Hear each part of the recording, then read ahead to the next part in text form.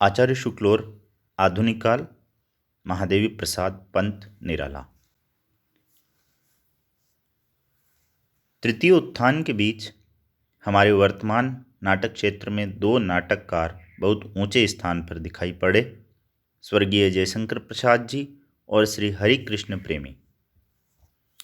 प्रसाद जी में प्राचीन काल की परिस्थितियों के स्वरूप की मधुर भावना के अतिरिक्त भाषा को रंगने वाली चित्रमयी कल्पना और भावुकता की अधिकता भी विशेष परिमाण में पाई जाती है। छायावाद जिस आकांक्षा का परिणाम था, उसका लक्ष्य केवल अभिव्यंजना की रोचक प्रणाली का विकास था, जो धीरे धीरे अपने स्वतंत्र ढर्रे पर श्री मैथिली शरण गुप्त, मुकुटधर पांडे आदि के द्वारा हो रहा था। ईसाई संतों के छायाभास तथा यूरोपीय काव्य क्षेत्र में प्रवर्तित आध्यात्मिक प्रतीकवाद सिंबोलिज्म के अनुकरण पर रची जाने के कारण बंगाल में आध्यात्मिक रहस्यवाद वाली कविताएं छायावाद कही जाने लगी थीं।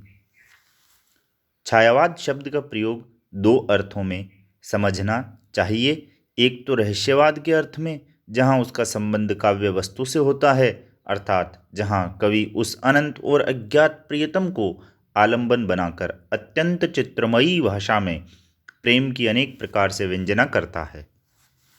छायावाद का दूसरा प्रयोग काव्य शैली या पद्धति विशेष के व्यापक अर्थ में है। सन 1885 में फ्रांस में रहस्यवादी कवियों का एक दल खड़ा हुआ जो प्रतीकवादी कहलाया। वे अपनी रचनाओं में प्रस्तुतों के स्थान पर अधिकतर अप्रस्तुत प्रतीकों को लेकर चलते थे। हिंदी में छायावाद शब्द का जो व्यापक अर्थ रहस्यवादी रचनाओं के अतिरिक्त और प्रकार की रचनाओं के संबंध में भी ग्रहण हुआ, वह इसी प्रतीक शैली के अर्थ में। छायावाद का सामान्यतः अर्थ हुआ प्रस्तुत के स्थान पर उसकी व्यंजना करने वाली छाया के रूप में अप्रस्तुत का कथन। इस शैली के भीतर किसी वस्तु या विषय का वर्णन किया जा सकता है।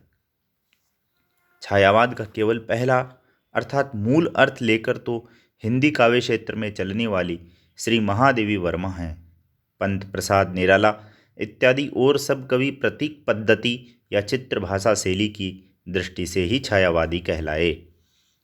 छायावाद का चलन द्विवेदी काल की रूखी इतिवृत्तात्मकता की प्रतिक्रिया के रूप में हुआ था। कामायनी में प्रसाद जी ने नर जीवन के विकास में भिन्न भिन्न भावात्मिका वृत्तियों का योग और संघर्ष बड़ी प्रगल्भ और रमणीय कल्पना द्वारा चित्रित कर मानवता का रसात्मक इतिहास प्रस्तुत किया है। निराला जी ने, जिनकी वाणी पहले से भी बहुमुखी थी, तुलसीदास के मानस विकास का बड़ा ही दिव्य और विशाल रंगीन चित्र खींचा है। किसी एक विशाल भावना को रूप देने की और भी अंत में प्रसाद जी ने ध्यान दिया, जिसका परिणाम है कामायनी।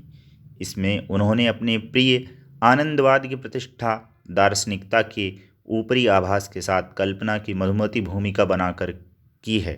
यह आनंदवाद वल्लभाचार्य के काय या आनंद के ढंग का न होकर तांत्रिकों और योगियों की अंतर्भूमि पद्धति पर है। पंत जी की स्वाभाविक रहस्य भावना को प्रसाद और महादेवी वर्मा की सांप्रदायिक रहस्य भावना से भिन्न समझना चाहिए। पंत जी ने समाजवाद के प्रति भी रुचि दिखाई है और गांधीवाद के प्रति भी।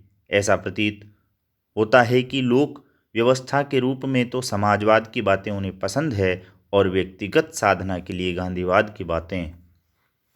जो कुछ हो, यह देखकर प्रसन्नता होती है कि छायावाद के बंधे घेरे से निकलकर पंत जी ने जगत की विस्तृत अर्थभूमि पर स्वाभाविक स्वच्छंदता के साथ विचरने का साहस दिखाया है। सामने खुले हुए रूपात्मक व्यक्त जगत से ही सच्ची भावनाएं प्राप्त होती है। रूप ही उर में मधुर भाव बन जाता है। इस रूप सत्य का साक्षात्कार कवि ने किया है। पंत जी को छायावाद और रहस्यवाद से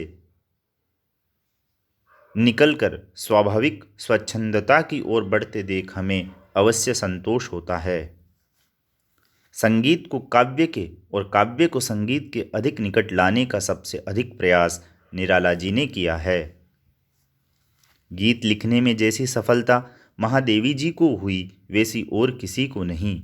न तो भाषा के ऐसा स्निग्ध और प्रांजल प्रवाह और कहीं मिलता है, न हृदय की ऐसी भावभंगी।